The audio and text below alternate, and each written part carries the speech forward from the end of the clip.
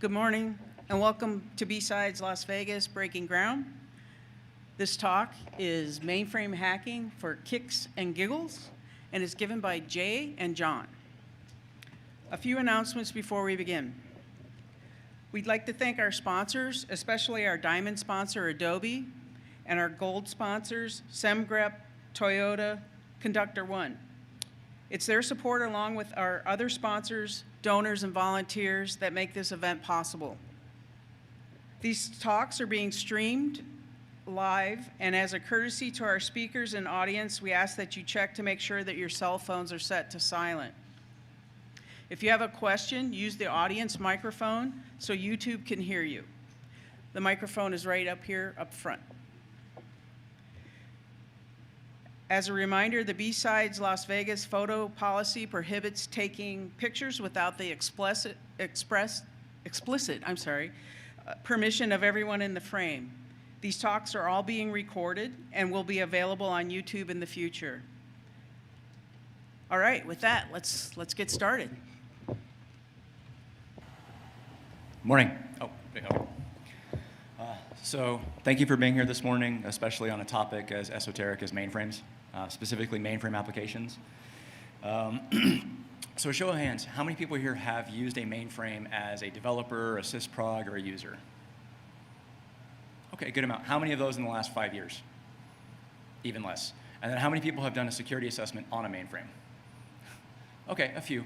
There should be way more people than that. And it turns out that it's really, really hard to do this stuff for reasons that we're going to get into.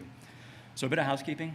The first thing is that we have a lot to talk about, and we only have a short amount of time to do it. So by necessity, we're going to have to move fast, and it's going to feel like drinking out of a fire hose.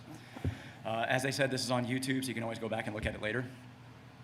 The second thing is that we are not mainframe experts. We're security researchers who were asked to look at mainframe applications, and we kind of had to figure this stuff out from the ground up. So if you're a mainframe expert, whether that's a developer or sysprog or whatever, we apologize in advance for anything we say wrong. We're security researchers, not mainframe gurus.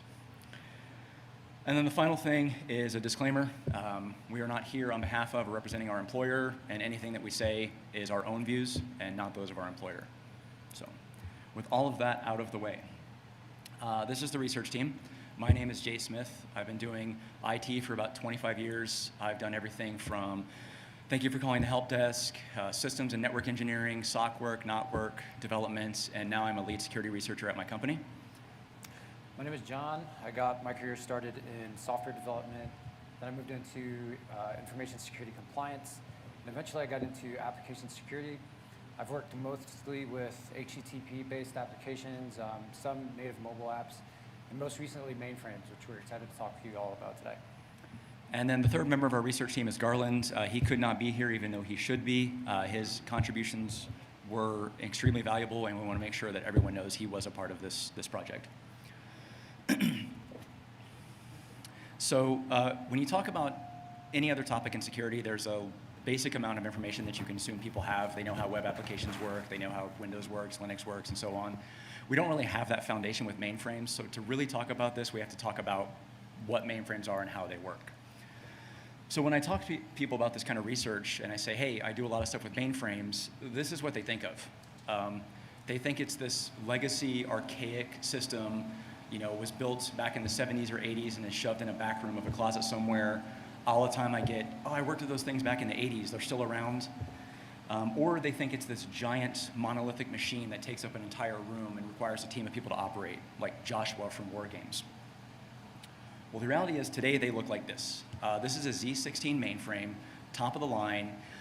Costs high 6, low 7 figures, and it's one of the most powerful commercial computers you can buy. It runs an architecture known as the Z architecture and an operating system known as ZOS. And just to give you an example of how powerful they can be, one of these can run over 200 server-grade CPUs, 40 terabytes of RAM, and petabytes of storage. So there's nothing archaic or legacy about them. They are extremely powerful and modern machines. And whether you realize it or not, you rely on them all the time. Probably every single person in here has relied on one just to get here. If you've ever used a credit card, withdrawn money from an ATM, booked a plane, scanned a check for a mobile deposit, anything like that, you have relied at some point on a mainframe during that interaction. They have been and continue to be the backbone of many modern industries and diverse industries such as finance and banking, healthcare, utilities, government, insurance. All of these industries rely on mainframes to do their day-to-day operations. And you might be asking why. I mean, these things were in the 50s and 60s. Why are people still using them? And there's a lot of reasons, but just to give a couple of examples, these machines can have mean time between failures measured in decades. You can take an application that was developed in the 70s and drop it on a brand new Z16 mainframe that you just got, and it's going to work right out of the box. That's like taking a DOS application and running it on Windows 11 with no emulation or compatibility. It just runs. And for our purposes, they are very, very good at high-speed transaction processing, and this is one of the primary reasons they're used. To give some context, a modern mainframe can process up to 100 billion transactions per day. So that's the equivalent of hundreds of Cyber Mondays per day per machine. So these are incredibly powerful machines. Given the power of them and given the criticality of them, they are also incredibly high-risk systems. So if Twitter or Facebook or Instagram or something like that were to go offline today, people would whine about it, they'd moan about it, but something else would pop up in their place and life would go on. If mainframes were to stop working today, it would be global economic pandemonium, and that's not an exaggeration. Finance would grind to a halt, so you can't get money, you can't spend money. Food shelves, grocery stores would be empty because the logistics would stop working, planes, trains, all of it would stop. They are that critical to our infrastructure. Unfortunately, for reasons that we will get into, they are not tested as frequently enough or as thoroughly enough as they need to be. So now I'm going to hand it over to John, who's going to talk about the application side. Great. So the first thing we'll cover is how mainframe applications differ from traditional distributed systems. Let's say you have a web application. Whether it's in the cloud or on-premise, you'll likely have an application server, a database server, an authentication server, a logging server, and all these distinct systems that support the same application. On the mainframe, everything is self-contained. There are no distributed components. So if you need a database, well, mainframes have subsystems rather that do pretty much anything you need for an application. So if you need a database, there's a subsystem for DB2. If you need access control, there's a subsystem for RACF. If you need a facility for maintenance and development, there's a subsystem for TSO, and so on. So now, mainframe applications generally fall into one of two categories, depending on the type of processing they perform. The first kind is batch processing. So with these applications, you'll typically submit a task, work related to that task is completed, and eventually you get some kind of result.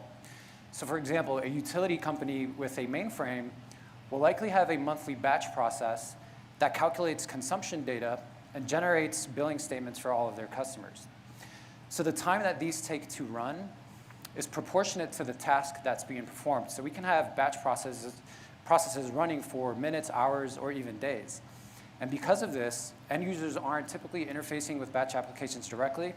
Instead, these are scheduled or just kicked off by some back-end process, and they just run until they're done. In contrast, we have mainframe applications that perform online transaction processing, or OLTP. And these are more like the types of applications that we're all familiar with, right? So this is when a end user submits a task and they'll get an immediate response, or submits a request and gets an immediate response. So you're at an ATM, you tap to view your account balance, and you're immediately presented with your account balance. We're not waiting around for a batch process to finish because these applications are running online. So the most common OLTP system on the mainframe is CICS, or the Customer Information Control System. And CICS is just another subsystem that supports the running of mainframe applications online. And these are more like the types of applications we're all familiar with, right? So yeah, you're at an ATM, you tap to view your account balance, you're immediately presented with your account balance.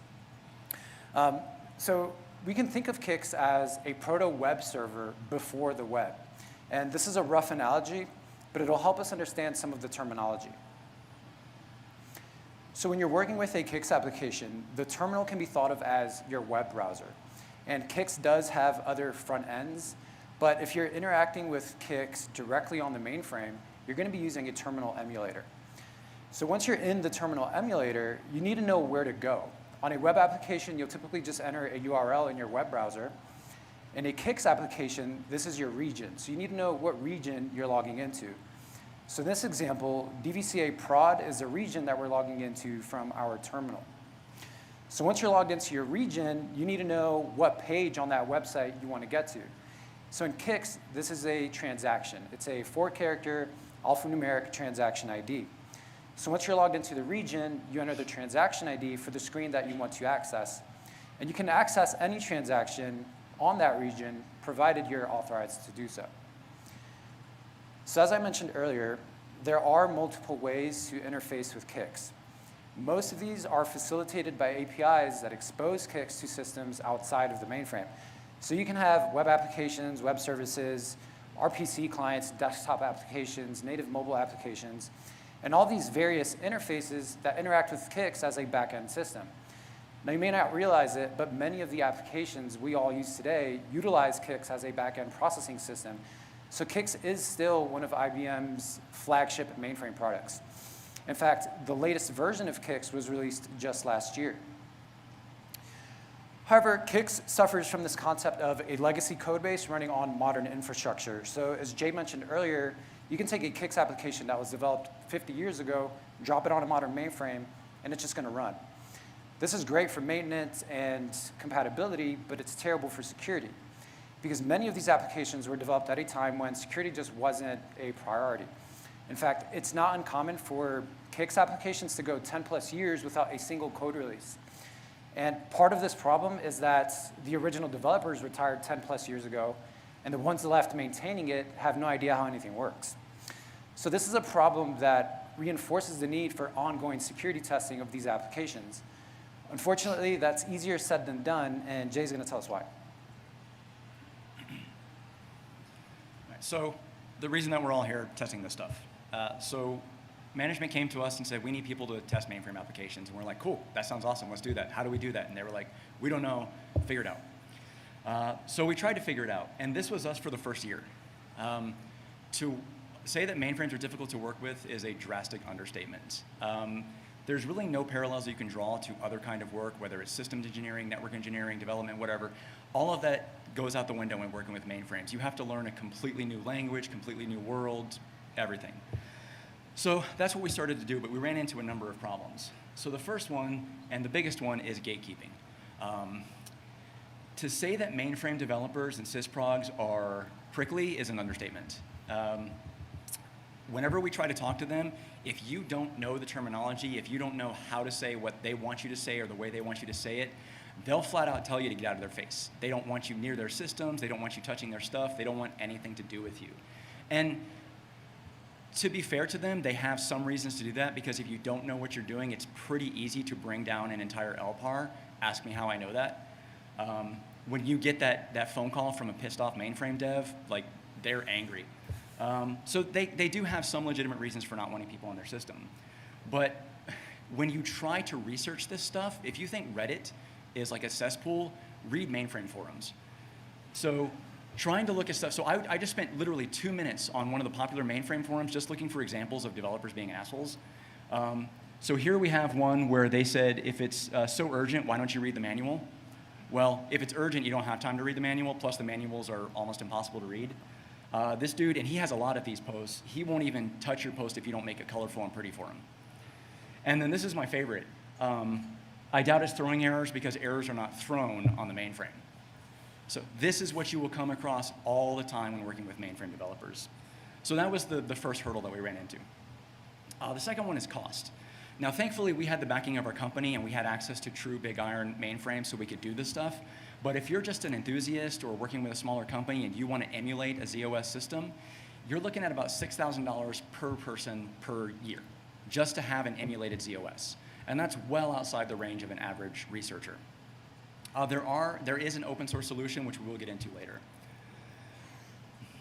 If you want to do any other kind of testing out there, web applications, thick clients, Active Directory, whatever, there is a wealth of tools out there. There's tools for every single thing that you would want to do, and it's easy to build your own tools because there's already so many tools out there. Well, with mainframes, almost none of that exists. From an application perspective, we found 3 tools that could kind of do what we wanted. 2 of them hadn't been updated in 5 to 8 years, and 1 of them only kind of did surface stuff. So in the end, we had to build our own tool. And then finally, the gatekeeping combined with the difficulty of mainframes makes it an extremely steep learning curve. So whatever it is that you want to learn, there's a training body out there and probably a certification. But none of the training bodies out there, SANS, OffSec, TCM security, like nobody offers anything in the way of mainframe offensive security work. I ended up, so these are some of my personal library, and I learned more digging through these books than I did on anything online on any course that I found. So it's a difficult thing to get into. So at this point, we were tasked with looking at these applications, and we realized we had no idea what we were doing, so we just kind of had to start digging and researching. And I'm going to hand it over to John to talk about the research. Right, so once we figured out those challenges, we came across another problem. We had no idea how to get started and little reference material.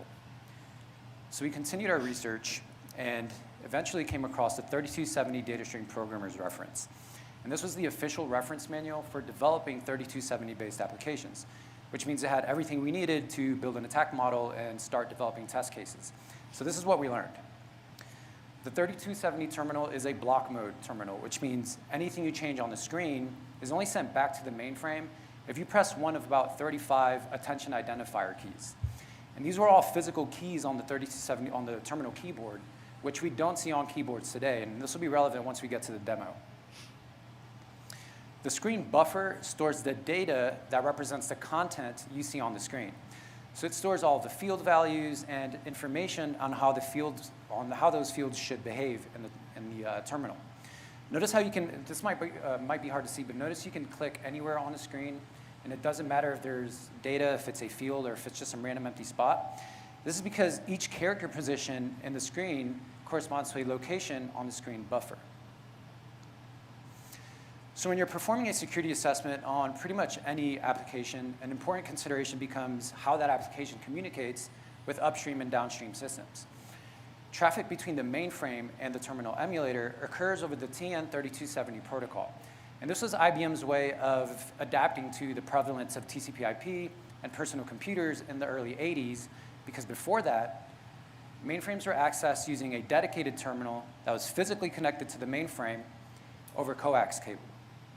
So IBM's solution was to wrap their existing 3270 data stream in Telnet and call it TN3270.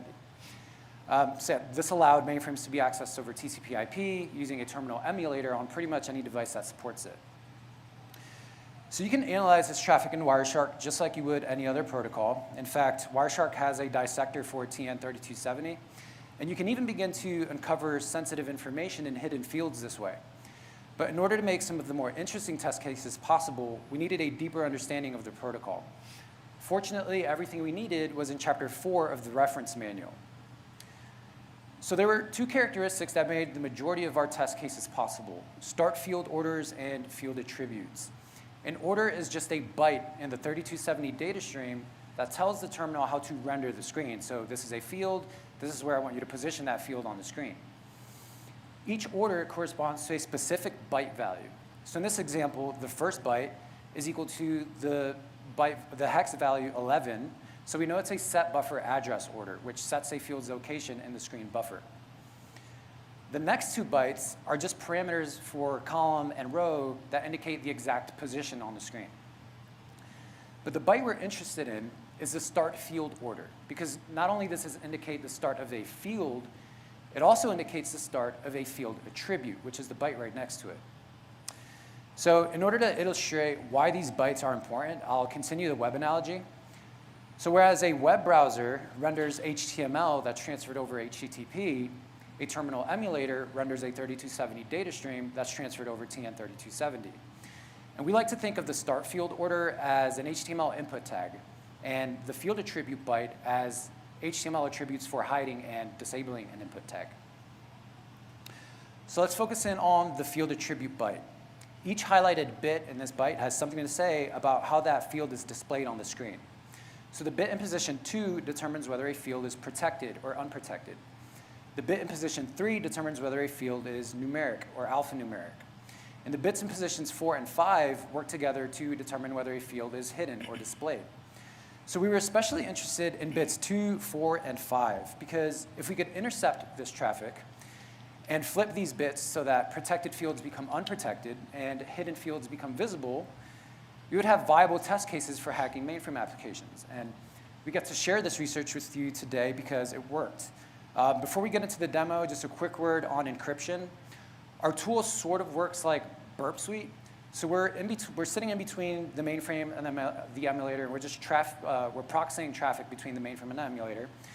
So we negotiate TLS with the mainframe, but because the emulator is listening or connecting via loopback, we don't actually negotiate TLS with the emulator, and it doesn't enforce the need for encrypted traffic.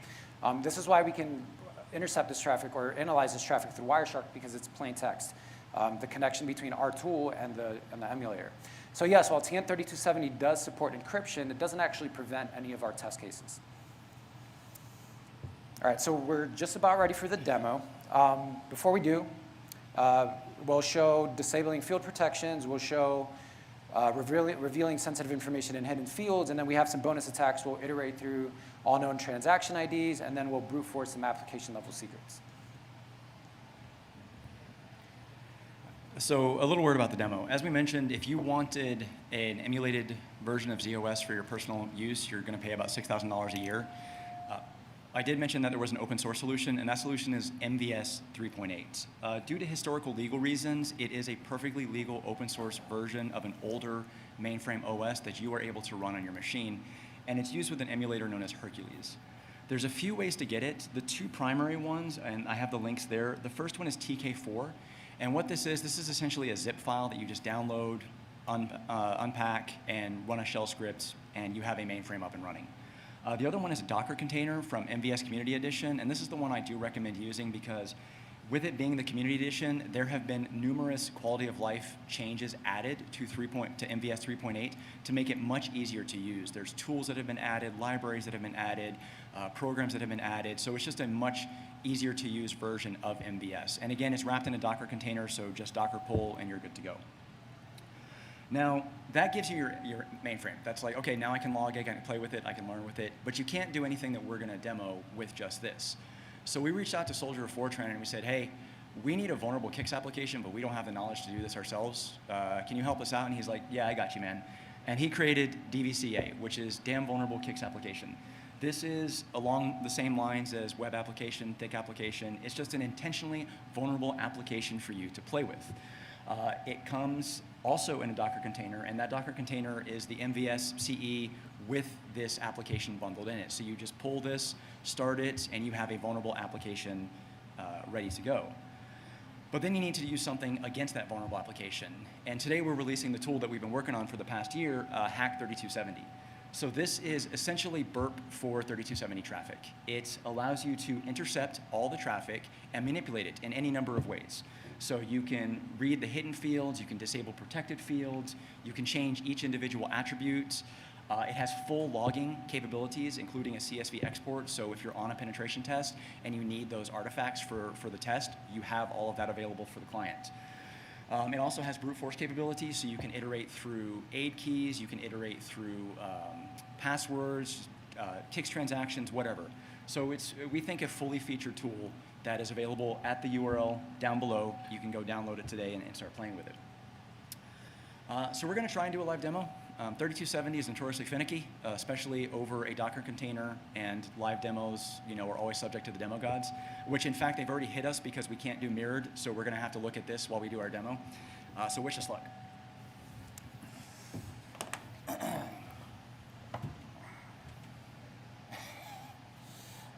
that already start? Hold on.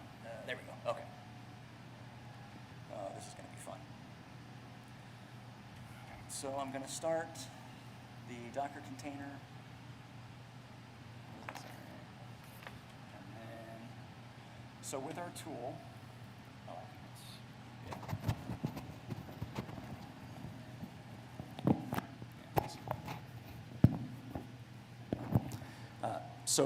with our tool, so we start it and we give it the server and port that we're connecting to, and then the listening port. So in this case, we're connecting to the Docker container on port 3270, and we're listening for connections on 3271. So I need to bring this down a bit. All right.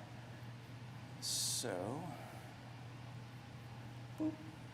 All right, so now this is the equivalent of burp.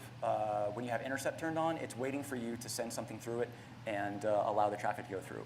So Now I'm going to connect to that. And oh, we should change the screen. All right, so it has detected the connection and says, okay, hey, I see a connection on 3271. Let's go ahead and do this. So I click continue, and you can see that we are now on the Docker container. And again, I apologize that we can't mirror this, but that should be the last time I have to move anything over. All right. Don't do this. There we go. OK, so the tool is running. We're proxying all traffic through the tool. I'm going to log on.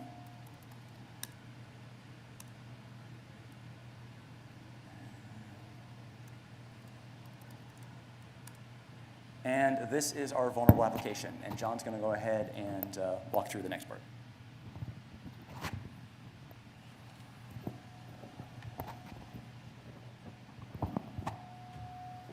All right. This is going to be a challenge, but we'll get through it. All right, so DVCA is a generic application for ordering office supplies. This is the main menu. We have 3 menu options. The first option allows us to order those office supplies.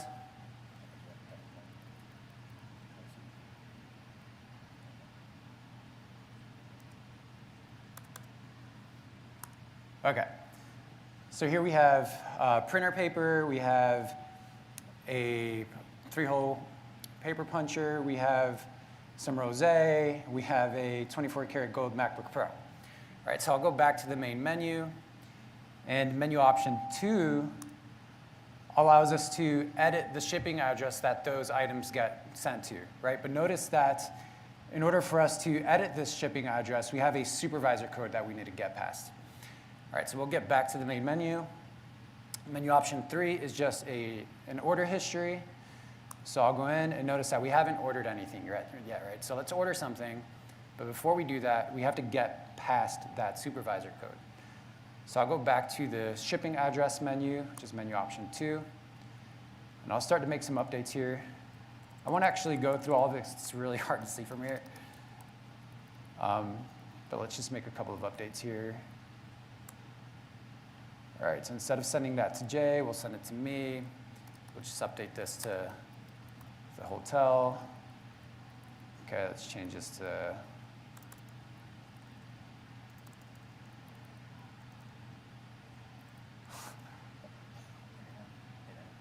OK.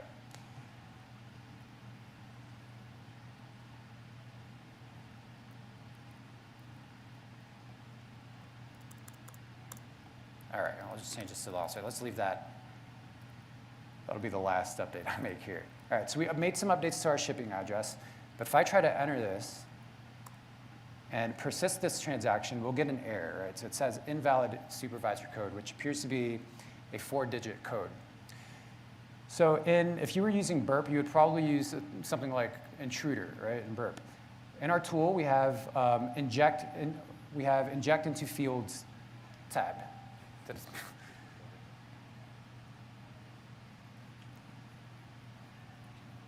It's on the other side. All right. OK. So we have this inject into fields tab. So the first thing we would do is we would select our payload list. So in this case, we would typically have a list of 10,000 payloads, right, or injections, one for each permutation of a 4-digit supervisor code. We have an abridged payload list for the purpose of the demo. So I'm just going to go ahead and select that. So the next thing you would do is select the injection field, right? So we would click Setup. We would select a mask character. You can customize this. We'll leave it at an asterisk for now. So I'll go back into the app, and I'll change the supervisor code to our mask character. So we'll do 4 asterisks here. So our tool is asking us to submit a sample transaction using the mask character, right? So I'll go ahead and do that. And notice now the tool was able to identify the injection field, and it indicates that it's now ready for injection. So I'll go ahead and press inject. And notice you can see here all the permutations that it's iterating through. So eventually it'll hit the correct supervisor code. I can't quite see. Does it say it works? All right, cool. All right, so we were able to brute force that supervisor code and make updates that were not authorized to do so. So that's our first test case. We'll go back to the main menu. Now that we've updated our shipping address, we can go in and order some office supplies. So I'll go back into menu option 1. And let's order that 24-karat gold MacBook Pro. So it's $20,000, right? It's a little bit past our budget.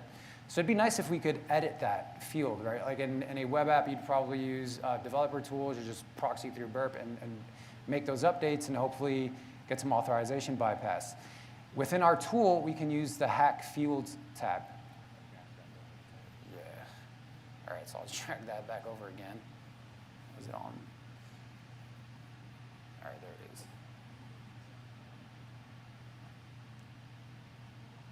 Okay, so the Hack Field tabs, we have a couple of options here.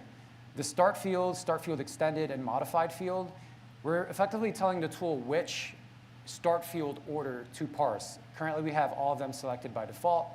And then on the left side, we have Disable Field Protection, Enable Hidden Fields, and Remove Numeric-only restrictions. So here, that's where we're flipping those bits in the field attribute byte. And we have some other options here for the field intensity to highlight those fields that we're modifying. So we can toggle this now, enable Hack Fields. And I'll go back to my tool, and I'll try to make some updates here. Right, so I'll change this field, which is a protected field, and I'll update it from 20 grand to something a bit more reasonable, right, like $1. So because we've enabled Hack Fields, we've disabled field protections. So now if we hit Enter, okay, right, so I have to go down, indicate that, yes, we want to purchase, and then hit Enter, and now we were able to purchase that MacBook Pro. Yeah. Okay, let's update this again. Okay. Okay, so now hopefully we were able to purchase that MacBook Pro for $1, not 20 grand. So I'll disable Hack Fields now, and I'll go to the next item. Let's see what we have. So we have an ancient golden idol. Right, so if I try to purchase this, I would get an error indicating that it's denied, right, where we can't purchase this golden idol. So I'll enable Hack Fields again. And notice we have this hidden field, right? So if I toggle it off, we don't see that field. I toggle it on, we do see that field. And it's a field that seems to indicate whether or not we can purchase this item. So I'll change this from yes, or from no to yes.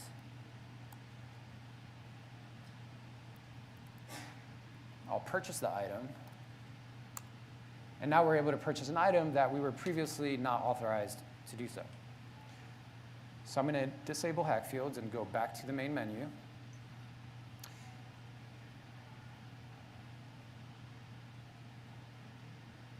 Okay, and we'll go into the order history to see some of the work we've just done. All right, so it looks like we purchased the MacBook Pro. We were able to purchase it for $1. And then we were able to purchase the ancient golden idol despite it being not purchasable. So wouldn't it be nice if we could cover our tracks and delete this order history? All right, so we'll go back to the main menu.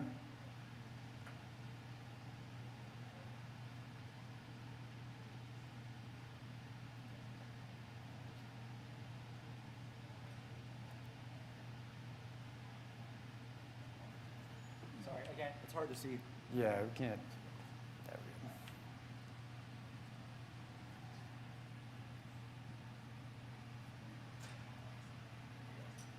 All right. Okay. So we're back at the main menu. We'll enable Hack Fields. And notice now that there's a hidden menu option for deleting our order history.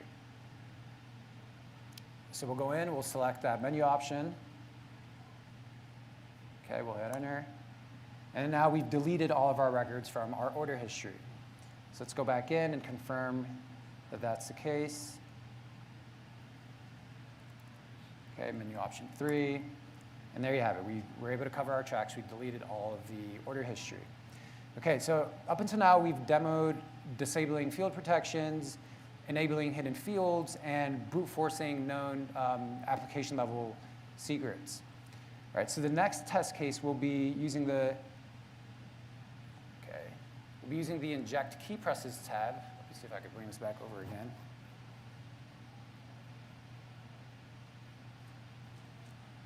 Okay. So if we recall from earlier, I mentioned that there are about 35 attention identifier keys that send data to the mainframe, right? So we have the enter key, the clear key, 24 function keys, and I think 3 program access keys. So what we're doing here is we're iterating through all of these known attention identifier keys in hopes of finding hidden functionality. So because these applications were potentially developed decades ago, and because keyboards today don't necessarily have these physical keys, it's not a stretch of the imagination to think that mainframe developers and operators could have hidden functionality behind some of these keys, not necessarily out of malicious intent, but just to facilitate systems maintenance. So I'll go ahead and press the Send Keys button. Yeah, I'll do that. So I'll let that run. We'll run it on this screen.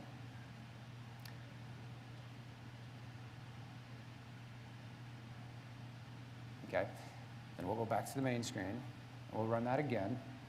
Notice some of these options are not selected. That's because if for some applications, if you iterate through the clear button, for instance, it'll just log you out of that application. So we've unselected some of these, but of course you can toggle those as needed. So notice we found this hidden screen within the application, within DVCA, by iterating through all known aid keys.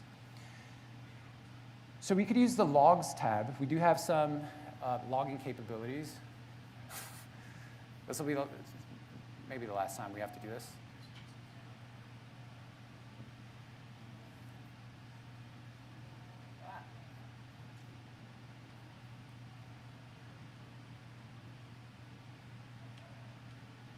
Okay, so we do have some logging capabilities here. We have a column for that ID, that traffic ID. We have the timestamp. We have an indicator on whether that traffic was sent from the server or the client.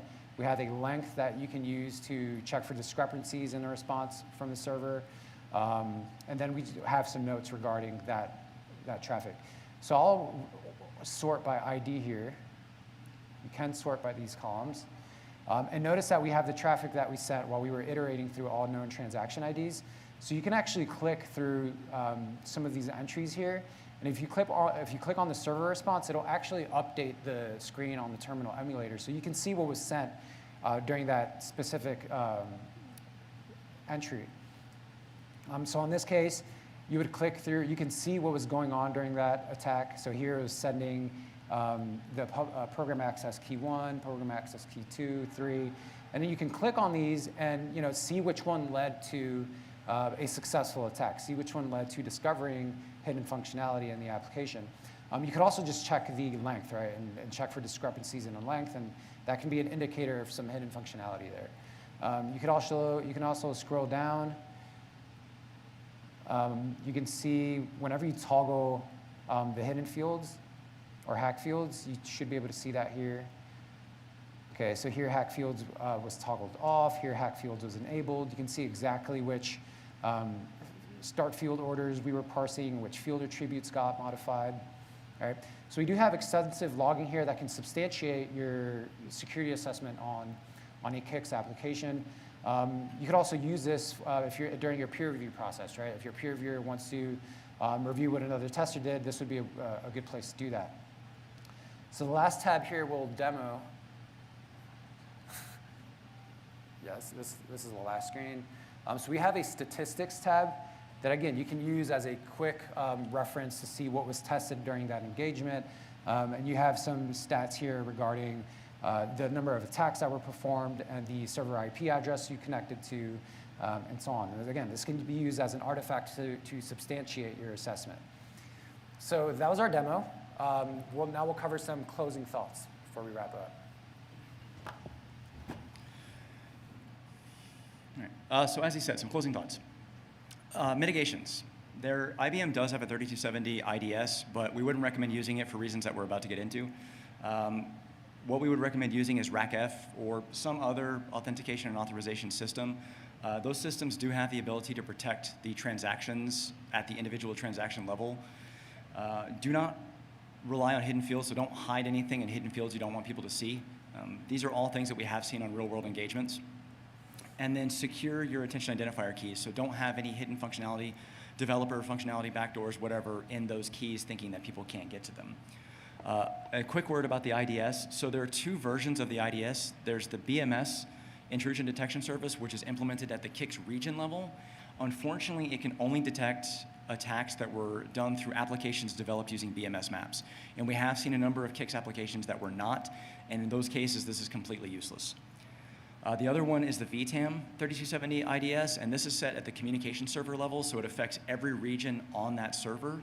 But it is a massive resource hog, so much so that when we tested it and worked with them, they were like, we can't use this. It takes up too much resources. And on top of that, they both have the same flaw of false positives because they can't determine malicious traffic from just junk traffic. So they'll ab-in frequently or send a lot of false alerts. So it's just not really a good IDS to use. And even IBM doesn't recommend using it in the documentation. The key takeaways we want you to have is that mainframe computing is not a dinosaur. It's alive and well. It's a critical piece of our modern infrastructure. And they're not necessarily as secure from exploits. There are ways to do attacks. And everything that we showed you on here, we have done in real-world CICS applications. There are now open source solutions for you to learn this stuff, and now an open source tool for you to do this testing on your own. We do want to give a special thanks to Soldier of Fortran. Not only did he develop the DVCA application for us, he was kind of a mentor to us for a lot of this stuff. So he has literally hours and hours of talks on YouTube. Just go search for him on YouTube and you can find so much information.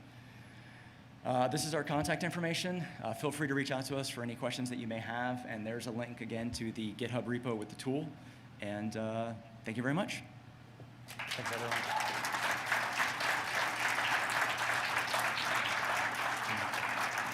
It looks like we have like 2 or 3 minutes for questions if anyone has one.